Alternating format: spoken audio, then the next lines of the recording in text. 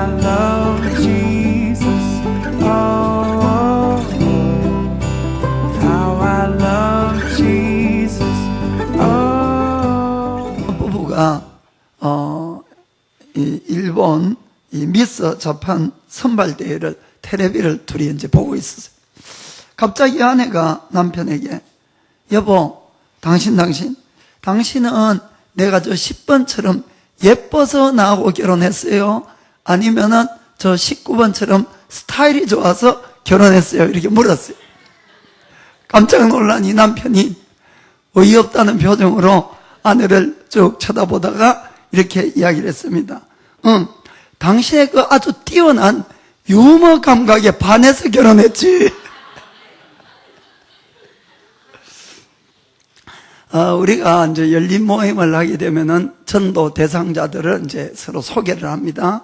그리고 또 평소에도 전도할 사람들을 서로 이야기하는데 흔히 이런 이야기들을 많이 합니다.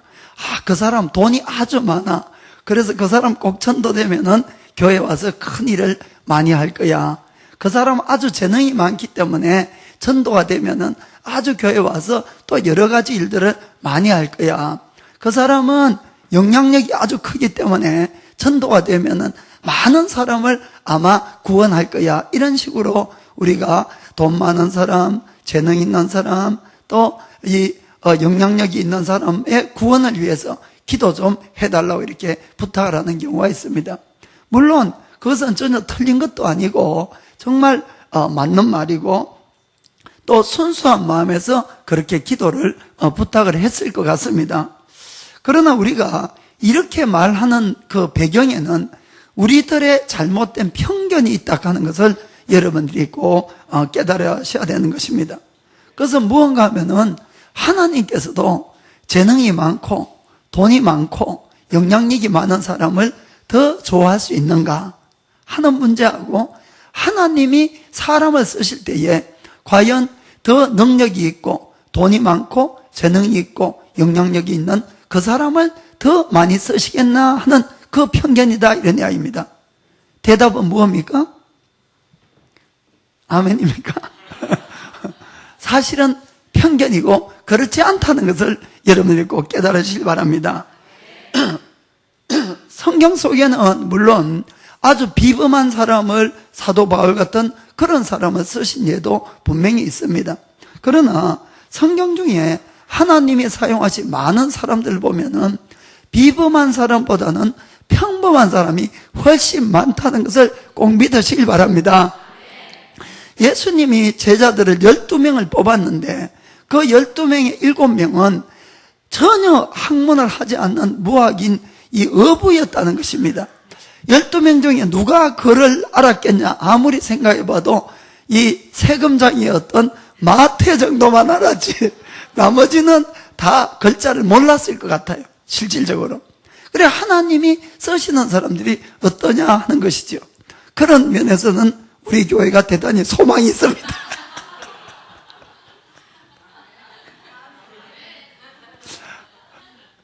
이게 칭찬인지 뭔지. 하나님이 우리가 쓰시는 기준 가는 것은 언제나 우리의 믿음과 삶의 태도에 있다는 것을 꼭 기억하시기 바랍니다. 오늘은 하나님께서 다른 사람에 비해서 핸디캡이 많은 사람과 아주 평범한 사람을 사용한 하나님을 보고 함께 은혜를 받기를 원합니다. 첫 번째는 문제의 원인은 언제나 나에게 있다는 것입니다. 자신에게 있다. 사사기 3장 12절부터 좀 읽겠습니다.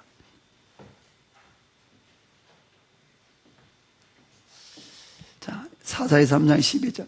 이스라엘 자손이 또 여호와의 목전에 악을 행하니라.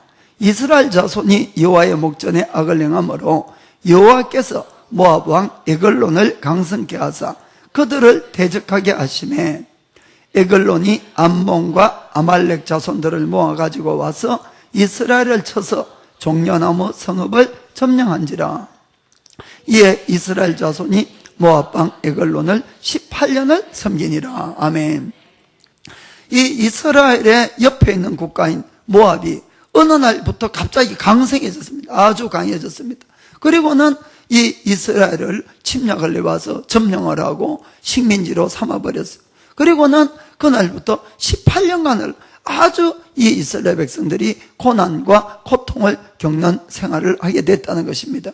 그런데 성경은 그 적인 암몬이 강해진 이유가 어디에 있느냐 하면은 좀 전에 12절에 보니까 이 이스라엘 백성이 또 여호와의 목전에서 악을 행하기 때문에 이 모압이 강력해졌다고 되어 있다 이러냐 합니다. 아멘. 우리는 이 주변에 이 적이 강해지는 이 원인을 밖에서 찾으면 안 된다 이런 이야기입니다.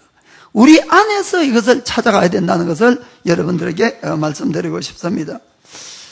우리 삶 속에서 언제나 여러 가지 문제가 끊임없이 일어나고 있습니다. 경제적인 문제, 건강에 대한 문제, 또 인간관계 문제, 가족 안에도 부부 간에 또 자녀들의 문제, 이런 것들이 문제가 일어날 때마다 그 문제만을 붙들고 아무리 해결을 하려고 해도 솔직하게 잘 해결이 되지 않습니다. 그리고 그 문제의 해답을 밖에서 찾으려는 것은 예수님을 안 믿는 사람들이 하는 것입니다. 우리 크리스찬들은 문제가 생기면은 언제나 하나님 앞에 무릎을 꿇는 것부터 먼저 하셔야 됩니다.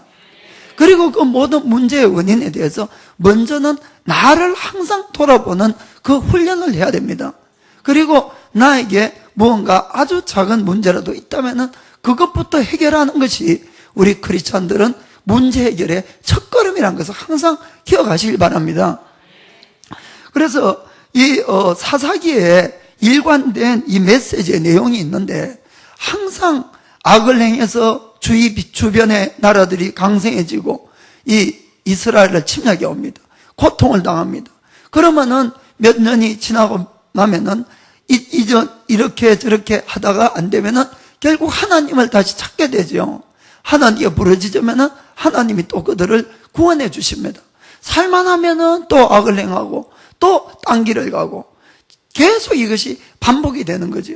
그래서 이 사사기가 우리에게 말씀을 하려고 하는 것은 모든 문제의 원인은 밖에 있는 것이 아니라 안에 있다는 것을 우리에게 알려주는 것입니다. 그리고 또 한 가지는 모든 문제의 해답은 언제나 하나님께 순종하는 것이다. 순종하면은 해결이 된다. 아멘. 꼭 믿으시길 바랍니다. 지난주도 말씀을 드렸지만은 하나님께서는 여기 있는 한 사람 한 사람을 불러서 예수님을 믿게 한 데는 아주 큰 이유가 있다는 것을 꼭 아시길 바랍니다. 여러분들은 예수 믿은 인상은 아무렇게나 살면 안 된다는 것입니다.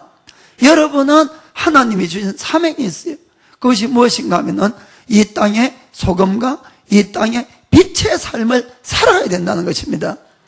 이 땅은, 이 세상은 날이 갈수록 악이 강성해지고 점점 어두워져 갑니다.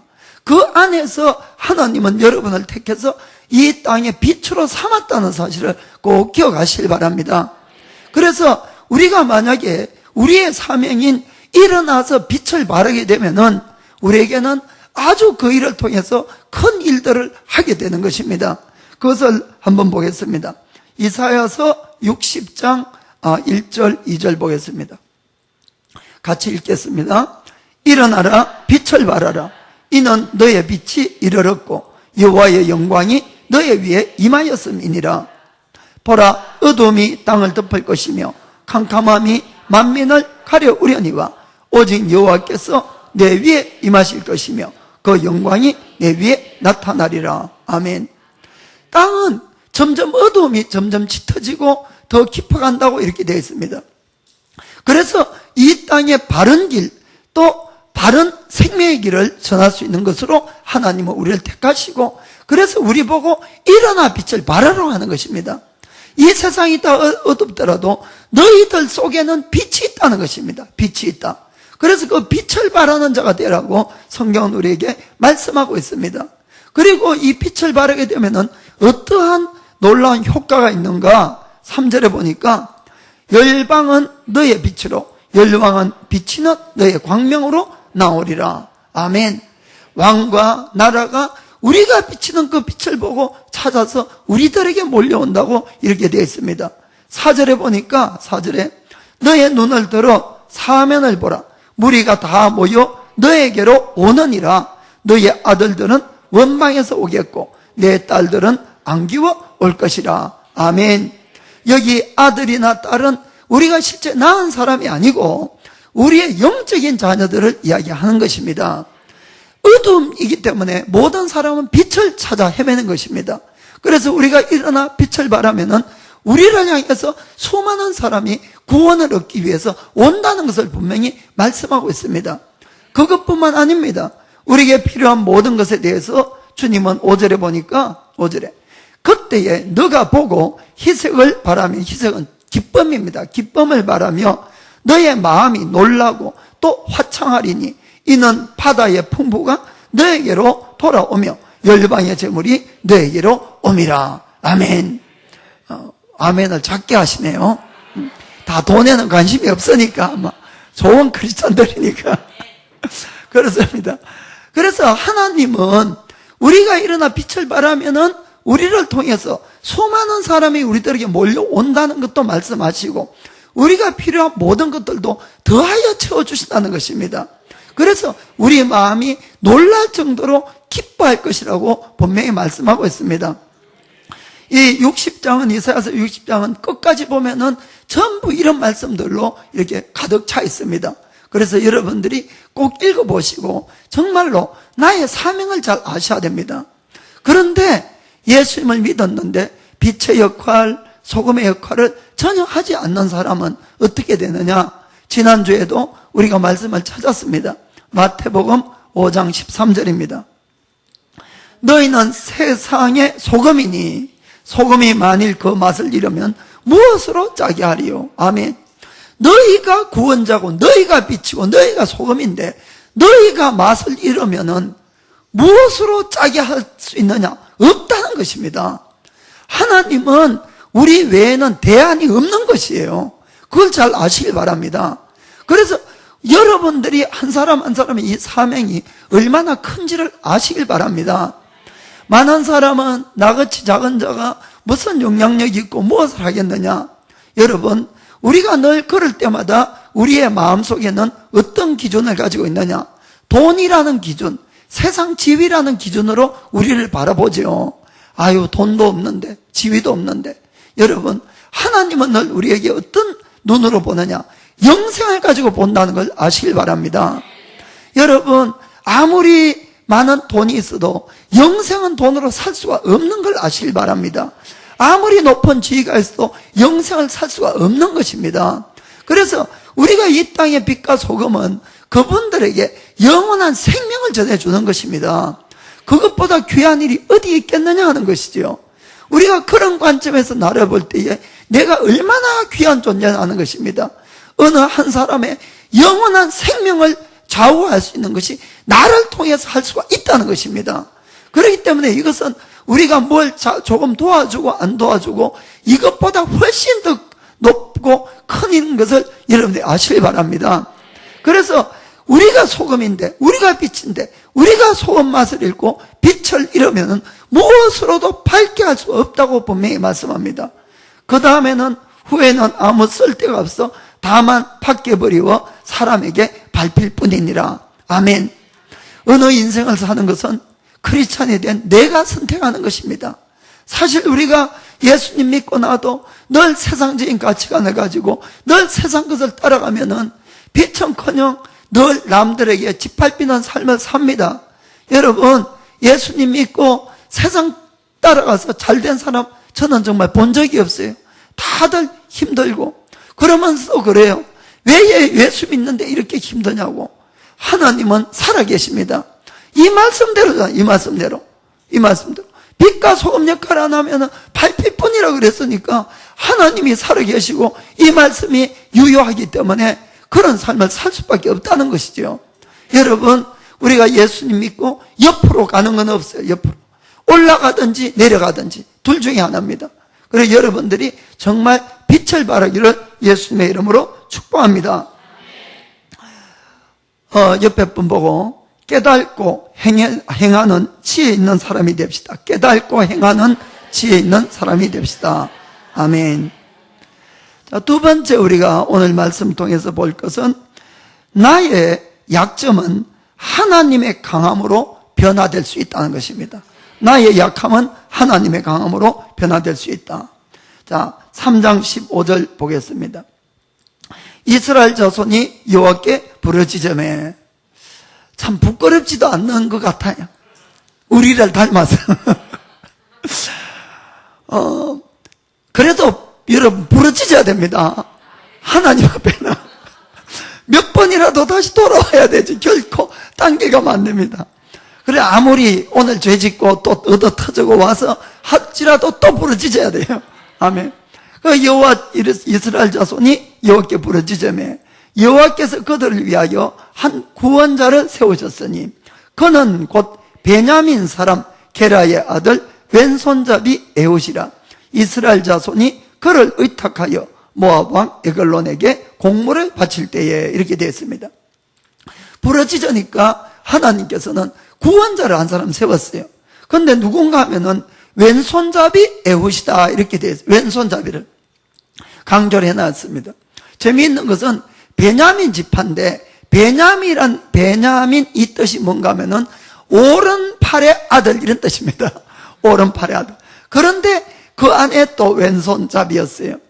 게다가 이 왼손잡이 하는 것은 원문을 보면은 두 팔을 쓸 수 있는 왼손잡이가 아니고 오른팔을 쓰지 못하는 왼손잡이. 한마디로 좀 불구자입니다. 이 사람은. 그런데 하나님은 그런 사람을 이스라엘의 지도자로 세웠던 겁니다. 옛날의 전쟁은 오늘하고 다르지요. 스위치만 눌리면 되는 것이 아니고 칼과 창을 가지고 앞에 나와서 싸워야 되는데 오른팔을 쓰지 못하는 왼손잡이가 이 대표자가 되어서 싸운다는 것은 얼마나 이게 불리하고 말도 안 되는 그런 이야기인지 모른다는 것입니다. 게다가 이 아시아 문화권에서도 왼손잡이를 별로 안 좋아하죠.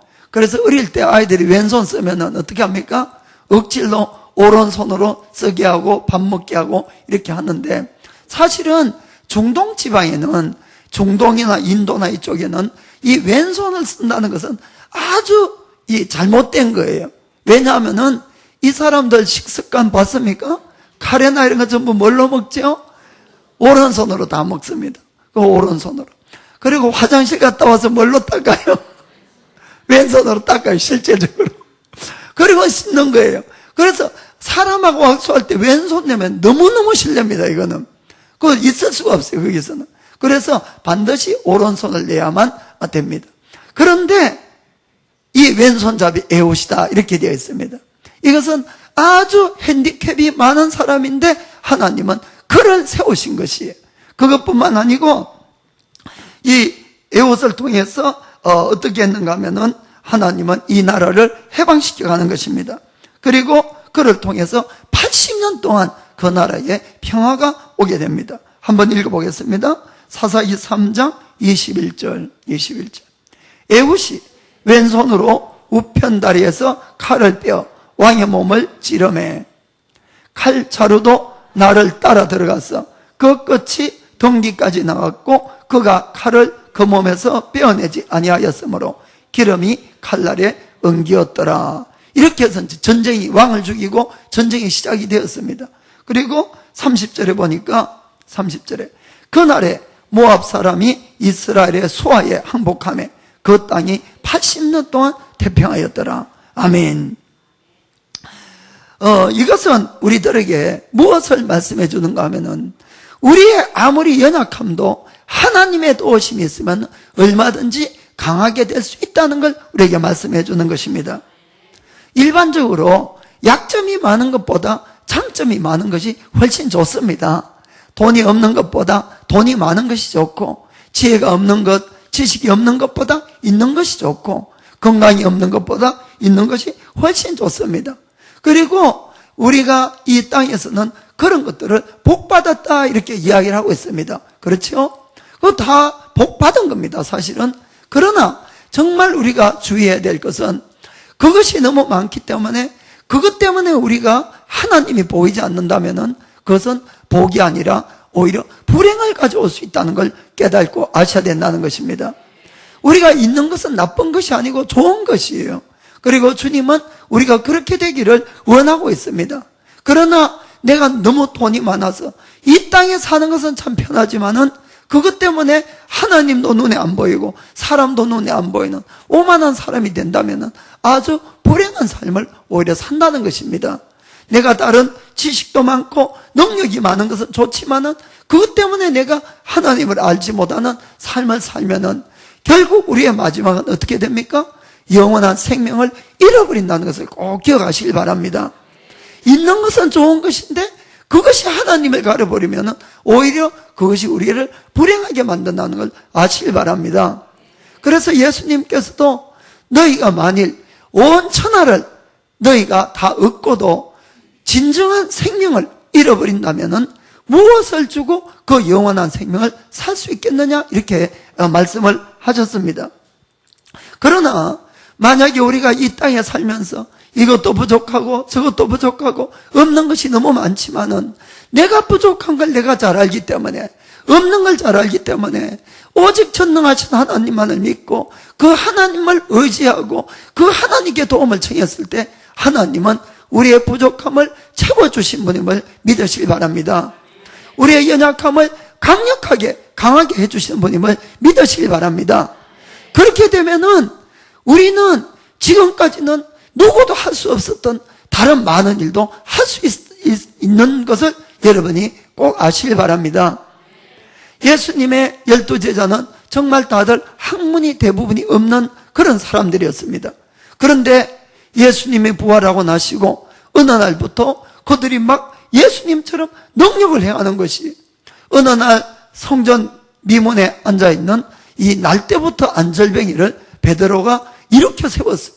있을 수 없는 일이지요. 태어나면서부터 다리가 안 움직였는데 나이가 40이 된 사람을 이렇게 세웠어요. 그것 때문에 시기가 질투가 난 이 제사장들과 이 바리새인들이 이 사도들을 불러와서 힐문을 하기 시작합니다.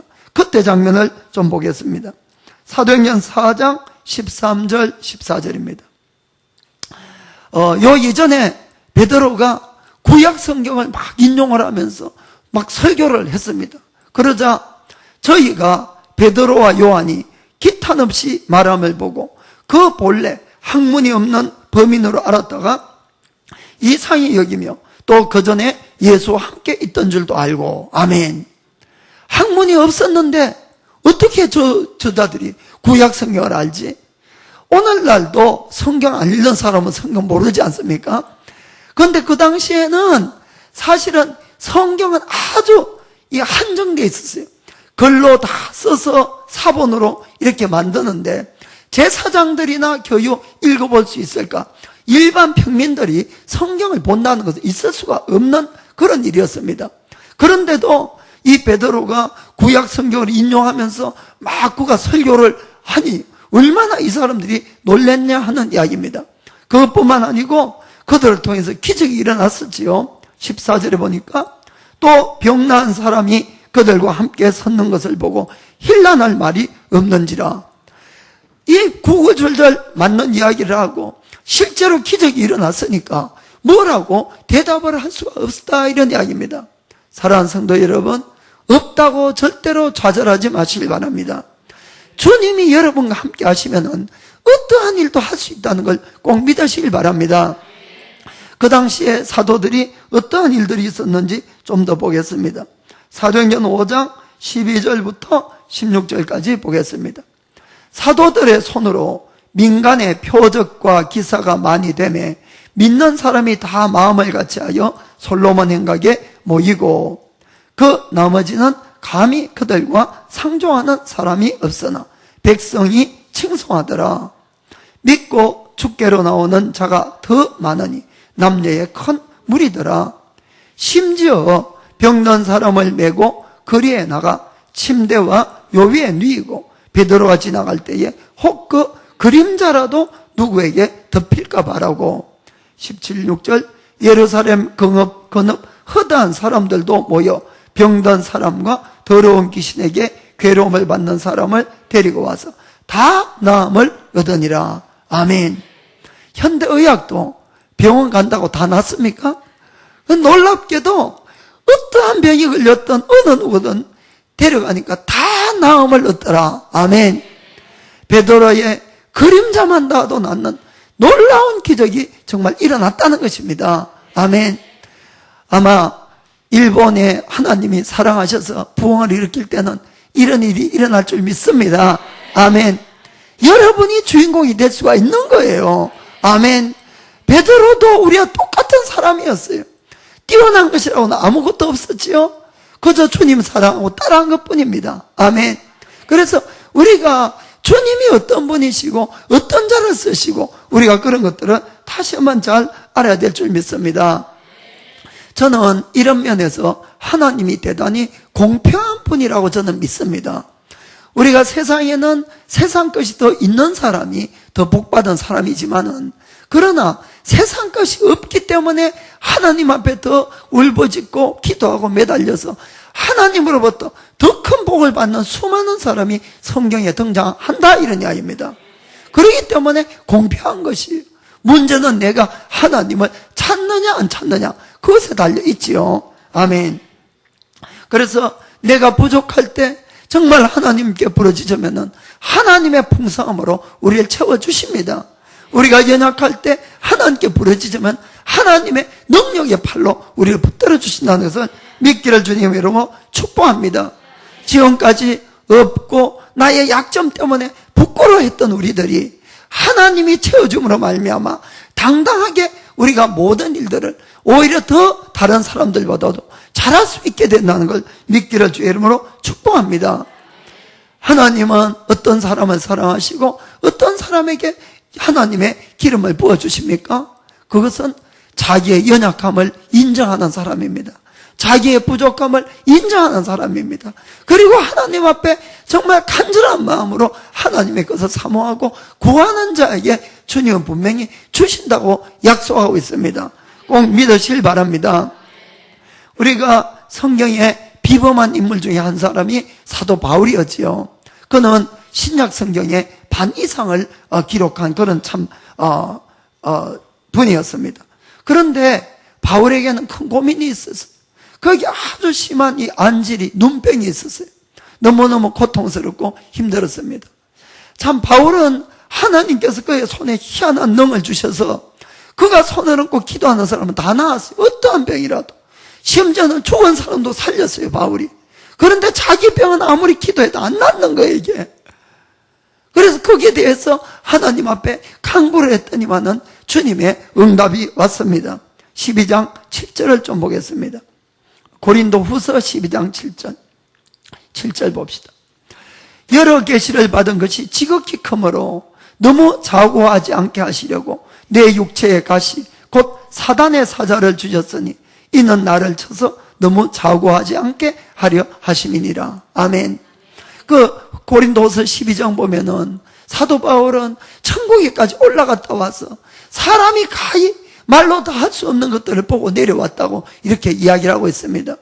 그런데 이 눈이 아파서 막 고통스러워서 이것 좀 고쳐달라 그러는데 하나님은 그의 교만을 막기 위해서 이 가시를 줬다고 이렇게 말씀하고 있습니다.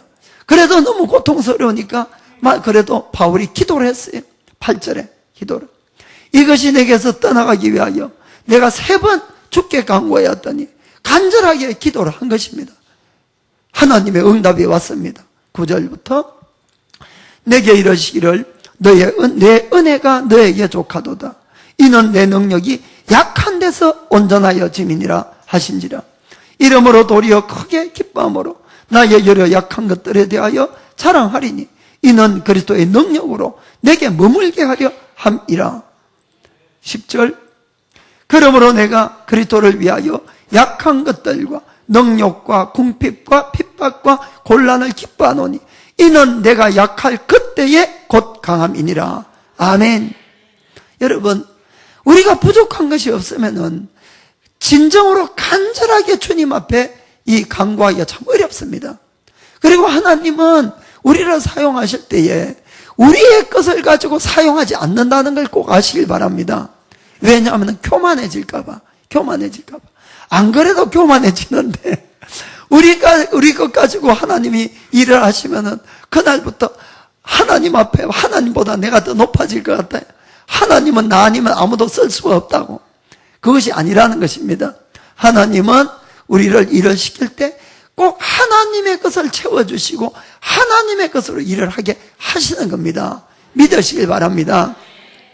혹 우리 것을 사용할 때도 내가 나의 것을 100% 하나님께 다 드리면은 그것을 사용합니다. 아멘. 100% 드리지 않은 것은 아직은 내 거라는 마음이 있을 때는 주님이 그걸 사용하면은 내가 교만해지겠지요. 하나님이 나한테 빚진 자가 되겠지요. 그래서 하나님 사용하지 않는 것이에요. 그렇기 때문에 여러분들이 주님에게 사도 바울이 그러잖아요. 거기에 아파서 고통스러워서 이 바울이 기도를 했는데, 그러나 나의 능력은 약한 그곳에 머문다는 그 하나님의 말씀에 바울은 그럴 것 같으면 하나님 나의 이 약함을 그대로 두라는 것입니다. 그리고 내가 자랑하는 것은 뭘 자랑합니까? 나의 약함만 자랑하겠다는 것입니다. 내가 약할 그때에 곧 나의 강함이 되기 때문에. 아멘. 그래서 우리가 이 믿음 생활하는 것을 여러분이 정말 잘 깨달으시기 바랍니다. 하나님은 절대로 우리의 포켓마니를 노리고 있는 분이 아니라는 사실입니다. 또 한편은 노리고 있습니다. 왜냐하면은 헌신도를 보기 위해서. 아멘. 여러분이 잘 이해를 하셔야 돼요. 그래서 하나님은 우리의 것을 사용하지 않지만은 우리의 믿음을 테스트하고 우리의 헌신을 테스트하기 위해서는 그런 것들도 숙제로 내줄 수가 있다는 걸 아시길 바랍니다. 그러나 궁극적으로는 하나님은 더 많은 것으로 우리를 채워주시고 더 강한 능력으로 채워서 우리를 사용한다는 것을 꼭 믿기를 주의 이름으로 축복합니다. 바울은 그가 사람들의 병을 낫게 하고 죽은 사람을 살리고 그가 정말 하늘나라의 비밀을 알고 성경을 그렇게 많이 기록을 했지만은, 그러나 자기가 자랑할 것은 하나도 없더라, 이런 이야기입니다. 왜 그렇습니까? 전부 내 것이 아니고 누구 것이지요? 하나님의 것이기 때문에. 아멘. 그래서 우리의 마음이 늘 그 마음에 머물러 있어야 된다는 걸 여러분이 깨닫길 바랍니다. 이 바울은 하나님이 능력을 부어주시는 그 진리를 깨닫고 난 다음에 이런 고백을 합니다. 빌립보서 3장 7절부터. 그러나 무엇이든지 내게 유익하던 것을 내가 그리스도를 위하여 다 해로 여길 뿐더러 또한 모든 것을 해로 여김은 내 주 그리스도 예수를 아는 지식이 가장 고상함을 인함이라. 내가 그를 위하여 모든 것을 잃어버리고 배설물로 여김은 그리스도를 얻고 그 안에서 발견되려 함이니. 아멘. 사도 바울은 주님을 알면 알수록 정말 그리스도를 얻는 것과 그리스도 안에 있는 이 놀라운 비밀, 이런 것들이 너무나 기쁘고 감사하고 그것을 얻기를 원했습니다. 그러니까 자기가 지금까지 전부라고 생각했던 이 모든 것들을 얼마든지 버리고라도 그것을 오히려 자기는 얻기를 원한다고 이 고백을 한 것입니다. 사랑하는 성도 여러분, 바울은 세상에 있을 때도 너무너무 많은 걸 가진 사람이에요. 사실은 그 쉬운 고백이 절대로 아니었습니다. 바울은 그가 태어날 때 유대인이지만은 태어날 때부터 로마의 국적을 가지고 태어난 사람입니다. 그는 아주 귀족이었어요. 그리고 그는 가말리엘이라는 그 당시에 최고 학자 밑에서 공부를 한 사람입니다. 지금 이야기하면 동경대학 수석 비슷하게 졸업한 사람, 이렇게 생각하시면 됩니다. 그는 아주 천재였고 가진 것이 많고, 그는 자신이 어릴 적부터 나는 율법을 어긴 적이 없다고 이렇게 말했습니다. 그는 유대 사회에서 완전히 성공이 보장된 그런 청년이었어요. 그럼에도 불구하고 그는 이 모든 것을 배설물처럼 버린다고 했습니다. 왜냐하면 그리스도를 알고 그리스도를 얻고 영생을 얻는 그 지식이 무엇보다도 자기에게 황홀하고 무엇보다도 자기에게 큰 축복이었다는 것입니다. 아멘. 사랑하는 성도 여러분, 우리도 하나님 앞에 보물을 발견하시길 바랍니다. 우리가 하나님 안에 있는 보물, 영생, 하나님의 진정한 이 영적인 축복들을 깨닫지 못하면은 늘 눈앞에 보이는 조그만한 명예나 돈이나 지식이나 이것에 늘 매여서 평생을 살게 되는 것입니다. 여러분, 그렇지 않은 그런 존재가 아니에요. 그것을 훨씬 뛰어넘는 보물을 가진 그런 존재라는 걸 믿으시길 바랍니다. 아까 우리 찬양 중에도 그리스도 안에 있는 그 보물을 내가 얻으려고 한다는 그런 찬양을 했습니다. 정말 그렇습니다. 주님 안에 있는 보물을 발견하게 되면은 어느 누구도 우리보다 훨씬 많은 것을 가졌던 이 바울도 모든 걸 다 버렸다는 사실을 꼭 깨닫기를 주의 이름으로 축복합니다. 그래서 여러분 중에 나는 돈이 없으니까, 학력이 없으니까, 인맥이 없으니까 이런 소리 이제 하지 마세요, 여러분. 여러분에게는 더 귀하고 더 능력 있고 더 풍부하게 가진 것이 많으신 하나님 아버지가 계신다는 것을 꼭 믿으시길 바랍니다. 문제는 나의 것을 가지고 하나님 앞에 강구해서 나가지 않는다는 데 있다는 것입니다. 늘 세상 방법으로 이렇게 이야기를 해도 기도 자리에 나오지 아니하고 늘 딴 방법으로 이것을 해보려고 그러니까 해결이 안 된다는 것입니다. 정말 마음을 낮추시고 오히려 무릎을 꿇고 하나님 앞에 나의 연약함을 말씀드리고 여러분이 하나님의 강함으로 채우기를 주의 이름으로 축복합니다.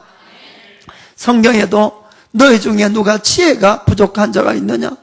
누구든지 후회 주시고 꾸짖지 아니하시는 하나님께 구하라. 그리하시면 주시리라. 아멘.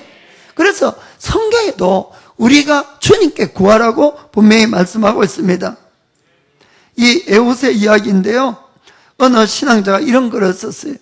오른손을 쓰지 못하는 에훗이 이스라엘의 사사가 됐을 때 그는 마음에 걱정이 있었을 거라는 거죠. 왜냐하면 그 팔로 전쟁을 하기 어려우니까.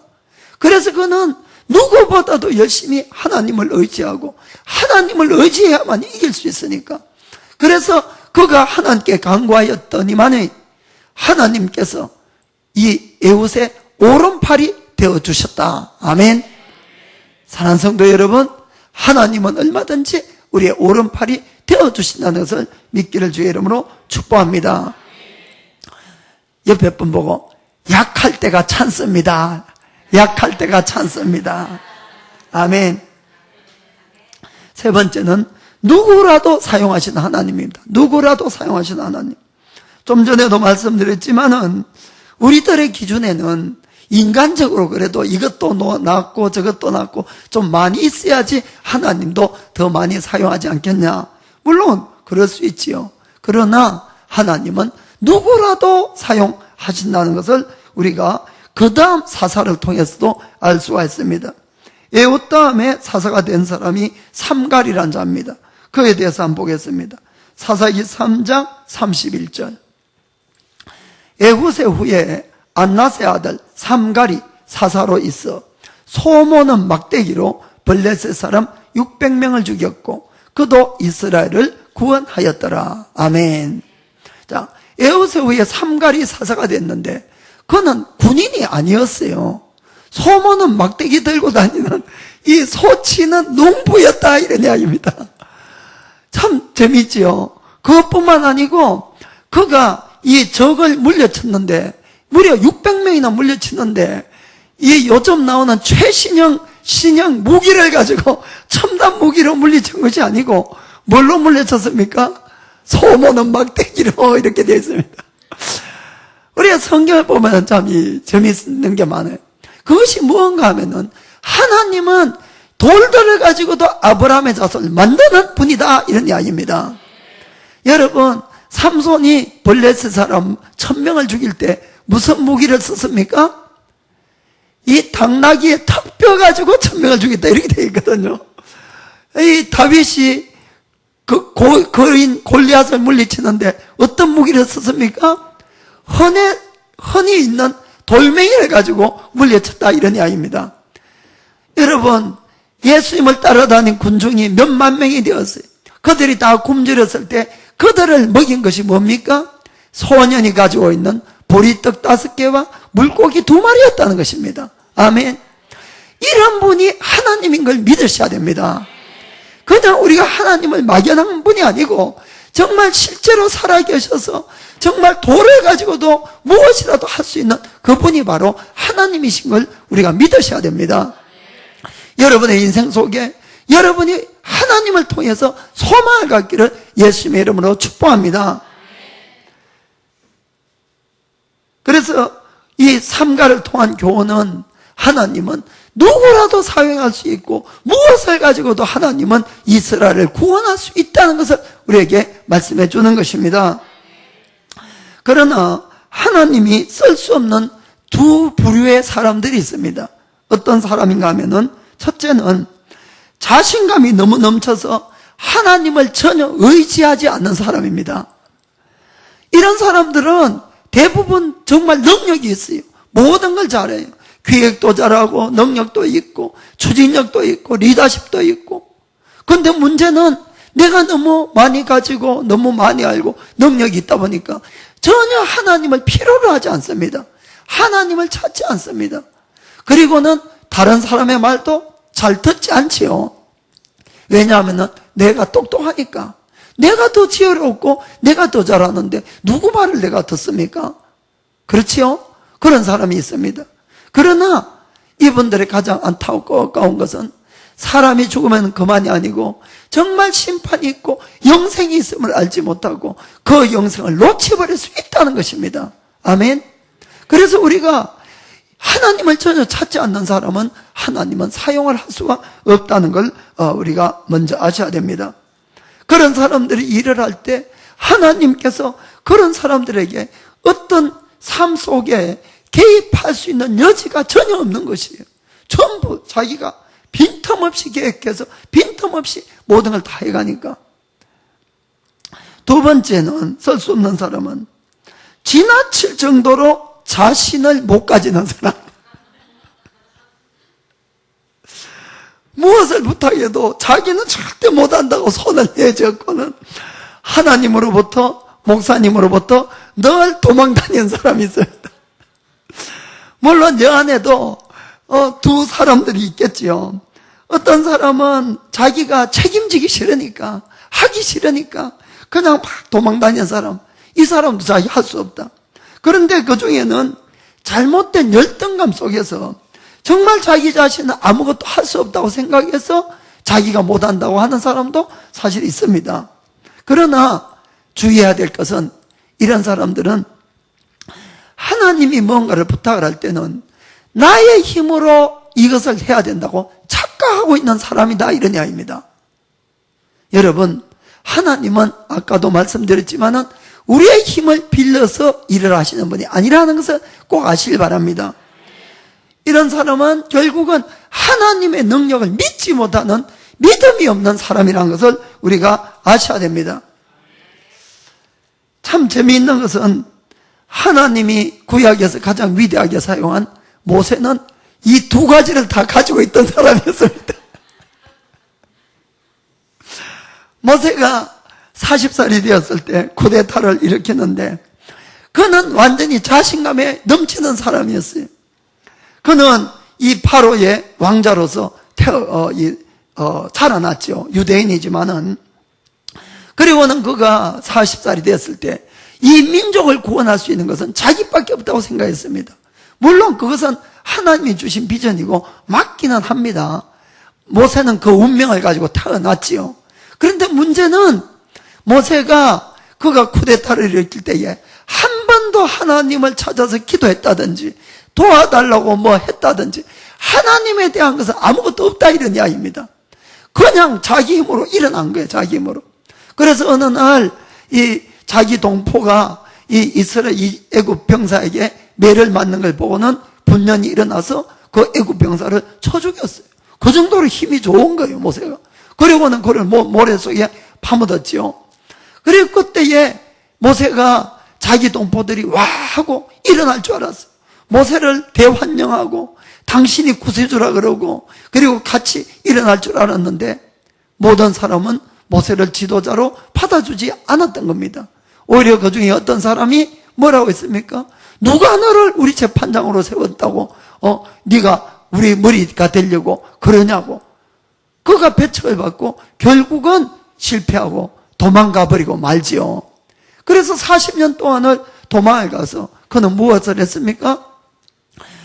미디안 땅으로 도망을 가서 자기 장인의 이 양치기를 40년 동안 하는 그런 세월을 살게 됩니다. 그것이 자세한 것이 사도행전 7장 22절하고 이렇게 쭉 나와 있습니다. 그거 한번 읽어보시길 바랍니다. 그러면은 그때 왜 모세가 하나님을 찾지 않고 의지하지 않았느냐? 22절에 보니까 22절 모세가 애굽 사람의 학수를 다 배워 그 말과 행사가 능하더라. 아멘. 말이나 행사나 모든 것이 뛰어났다 이런 이야기입니다. 그러니까 모세는 하나님을 찾을 필요가 없었어요. 자기 힘으로 모든 걸 다 할 수 있다고 생각했습니다. 그러나 결과는 완전히 실패로 끝나고 말았던 것입니다. 그리고는 그 후에 모세가 40년 동안 광야에서 양치 생활을 했습니다. 그의 나이도 80살이 되어버렸어요. 이제는 인간적으로는 아무것도 할 수 없는 노인이 다 되어버리고 말았습니다. 꿈도 없고 이제는 소망도 없고 남은 거라고는 죽는 날짜만 기다리는 그런 노인이었을 때 그때 하나님이 웬일인지 모세를 찾아왔다 이런 이야기입니다. 모세를. 그리고는 모세에게 사명을 주기 시작합니다. 한번 그 구절을 보겠습니다. 출애굽기 3장 10절 보겠습니다. 출애굽기 3장 10절. 하나님 말씀합니다. 이제 내가 너를 바로에게 보내어 너로 내 백성 이스라엘 자손을 애굽에서 인도하여 내게 하리라. 하나님은 이제 너를 지도자를 삼아서 해방시키는 해방자로 삼겠다. 11절에 모세가 하나님께 고하여 내가 누구간데 바로에게 가며 이스라엘 자손을 애굽에서 인도하여 내리까. 아멘. 40년 동안에 완전히 자신감이 다 떨어졌습니다. 40년 전에는 하나님 한 말씀 안 해도 스스로 혼자 일어나서 혼자 쿠데타를 잘 일으켰는데 40년 후가 되니까 하나님이 함께 하시면서 가라고 사명을 주는데도 하나님 저는 못합니다. 저는 못 갑니다. 이렇게 돼버린 거예요. 하나님 여러분 성격이 강하면은 이렇게 다 빠질 때까지 여러분을 돌린다는 걸 하시기 바랍니다. 이 다 빠져야 됩니다. 하나님. 그러자 하나님이 친절하게 12절에 하나님이 가라사대 내가 정녕 너와 함께 있으리라. 너가 백성을 애굽에서 인도하여 낸 후에 너희가 이 산에서 하나님을 섬기리니 이것이 내가 너를 보낸 증거니라. 아멘. 죄송합니다.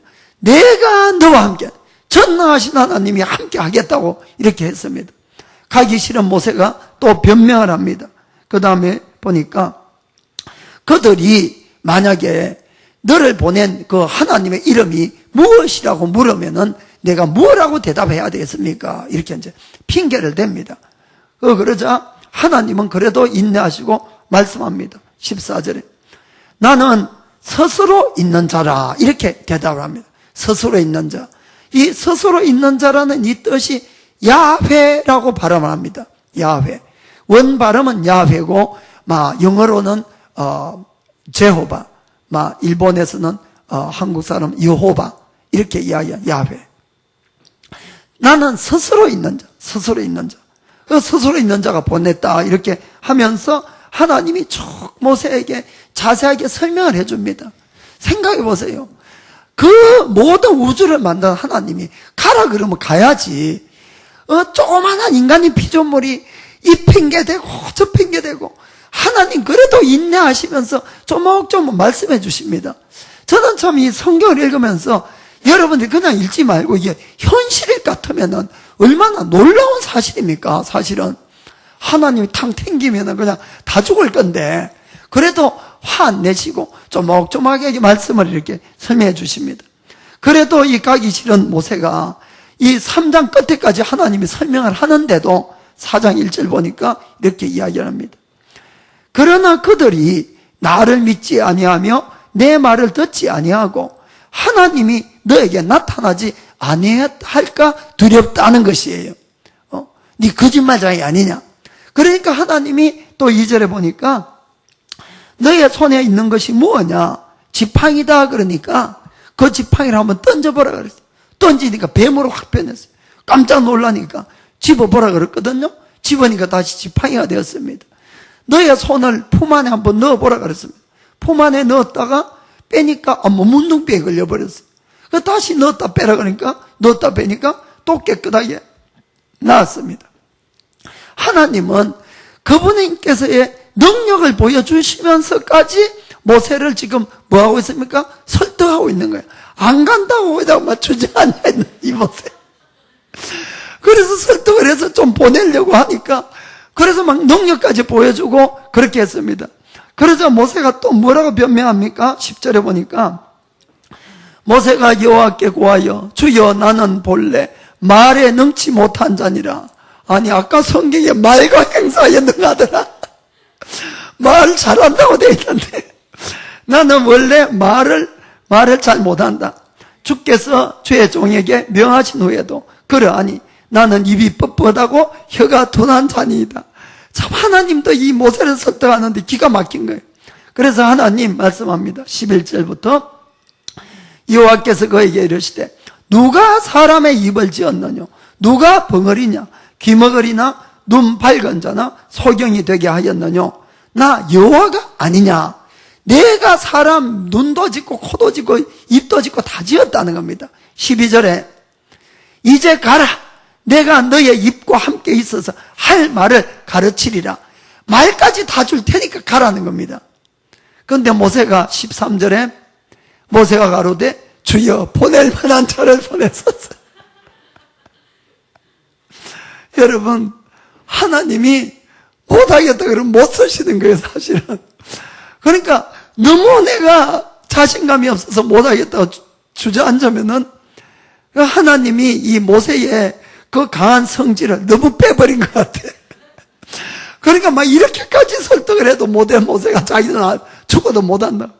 그러자 14절에 여호와께서 모세를 향하여 노를 바라시고 하나님의 인대가 끝났습니다. 노를 바라셨다고 이렇게 되어 있지요. 여러분 우리가 정말 잘 생각해야 될 것은 하나님이 일을 시키시면은 하나님이 능력도 주고 필요한 돈도 주고 사람도 주고 모든 걸 준다는 걸 믿으시길 바랍니다. 중요한 것은 우리가 한번 잘 생각해 보세요. 하나님께서 우리를 사용하셔서 하나님의 일을 하게 하는데 우리의 능력이 필요하다 그러면은 왜 다 늙어서 아무 힘이 없는 모세를 부르냐 이런 이야기입니다. 만약에 우리의 능력이 조금이라도 하나님 앞에 필요할 것 같으면은 모세가 40살 때 모든 일과 학문과 행사가 능할 때 끝에 불러야 돼 옳은 것 아니냐 하는 이야기입니다. 아멘? 여러분들이 이걸 착각하지 마시기 바랍니다. 하나님은 정말 전지하고 전능하시고 무엇이라도 하실 수 있는 것이에요. 중요한 것은 하나님이 원하는 것은 하나님이 말씀하는 대로 순종하는 자를 찾는다 이런 이야기입니다. 순종한 그것은 믿음이 있어야 됩니다. 그리고 순종할 줄 알아야 되는 것입니다. 그래야만이 하나님이 가라 그러면 가고 서라 그러면 서고 앉아라 그러면 앉고 이렇게 될 때 하나님이 쓸 수가 있지. 하나님 가라 그러는데 내 생각이 있어서 딴 길을 뻐덕뻐덕 가보세요. 어떻게 하나님의 일을 이룰 수 있느냐 하는 이야기입니다. 이해가 되십니까? 그래서 하나님 앞에 중요한 것은 제사가 아니고 순종이라는 것입니다. 그분의 말씀을 신뢰하고 순종만 하면은 모든 것들을 마련해 놓으시고 그것을 가장 아름답게 이루시는 분이 하나님이신 것입니다. 그렇기 때문에 하나님은 이 모세를 뭐를 뺍니까? 그의 어떠한 능력이 아니고 온전히 순종하는 자의 모세를 만들어서 사용하려고 이렇게 했다는 것을 꼭 여러분들이 기억을 하시길 바랍니다.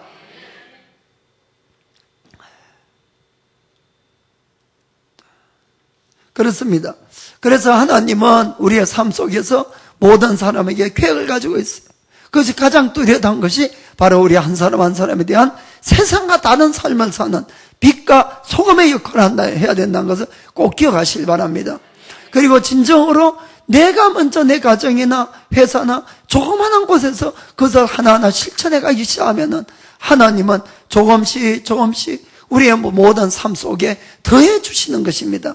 그렇게 해서 점점 우리를 하나님께서 사용해 주시고 또 그 일로 많은 분이 구원받고 또 우리의 모든 필요도 더하여 채워주신다는 것을 믿으시길 바랍니다. 그러나 우리가 하나님께 부름을 받았다고 해서 꼭 주의를 해야 될 것은 있습니다.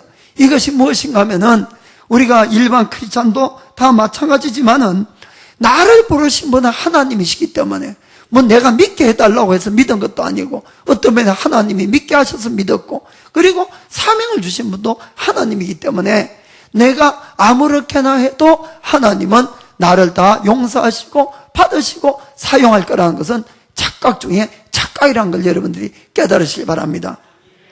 무슨 뜻인가 하면은 우리 하나님께서 소명을 주시고 부름을 줄 때까지는 모세처럼 이렇게 타이르십니다.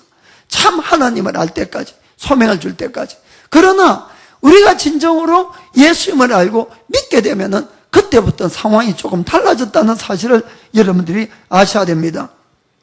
그것은 하나님의 소명에 합당한 삶을 살 것을 우리에게 반드시 요구한다는 사실입니다. 우리가 이 모세의 그 다음 장면을 보겠습니다. 모세가 하나님의 부르심에 순종을 해서 가족을 데리고 애굽 땅으로 내려가고 있었습니다. 그때에 4장 24절 보겠습니다. 여호와께서 길의 숙소에서 모세를 만나서 그를 죽이려 하시는지라. 도무지 이해가 안 되는 성구가 여기 나와 있습니다. 아니, 모세는 가기 싫다고 했는데 가기 싫다고 하는 사람을 억지로 뒤에서 떠밀려고 설득을 해서 그래서 가도록 만들어 놓고는 이제 가는데 왜 죽이려고 하시냐 이런 이야기입니다. 여러분 이해가 됩니까?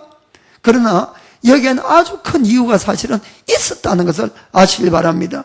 25절 26절을 읽어봅시다. 십보라는 모세의 아내입니다. 모세의 아내. 십보라가 차도를 취하여 그 아들의 양피를 베어 모세의 발 앞에 던지며 가로되 당신은 참으로 내게 피 남편이로다 하니 여호와께서 모세를 놓으시니라. 그때에 십보라가 피 남편이라 하면 할례를 이남이었더라. 아멘. 이게 중요한 이야기가 있는데 이스라엘 자손은 아브라함 때부터 하나님과의 약속이 있었습니다. 그것이 뭔가 하면은 아기를 낳으면은 8일 만에 할례를 해라는 약속이었습니다. 8일 만에. 그러면은 그것이 하나님과 이스라엘 백성의 언약이 되어서 그 백성을 영원히 존속하리라는 것이었습니다. 그리고 만일에 할례를 하지 않을 때는 그 민족으로부터 끊어지리라고 분명히 말씀을 했습니다. 그래서 이것은 유대인이라면 다 알고 있는 것이고 다 그렇게 해왔어요. 모세도 그렇게 했죠. 그런데 이 내용은 바로 이런 것입니다. 모세가 아기를 낳았어요. 남자아이를. 그래서 8일 만에 우리는 할례를 해야 된다고 아내한테 이야기를 하니까 아니 그 끔찍하고 그 아픈 짓을 어떻게 그 자식에게 할 수 있냐고 이 아내가 이제 펄펄 뛴 것 같습니다. 그래서 모세가 못했어요. 게다가 모세는 지금 도망자 아닙니까? 유대인 속에 사는 것도 아니고 도망가서 이방인 틈에서 사는데 여기서까지 그거 지켜도 되겠냐? 그냥 가볍게 생각하고 넘어갔습니다. 그런데 이 모세가 다시 애굽 땅을 가려고 할 때 하나님은 분명히 저는 이 모세에게 이걸 다시 상기시켜 줬었다고 저는 생각이 듭니다. 그래서 무슨 뜻인가 하면은 모세는 이스라엘의 이제 지도자입니다. 지도자가 하나님의 말씀을 어기는 삶 속에서 어떻게 지도자가 되겠냐는 그 뜻입니다. 이해가 되십니까?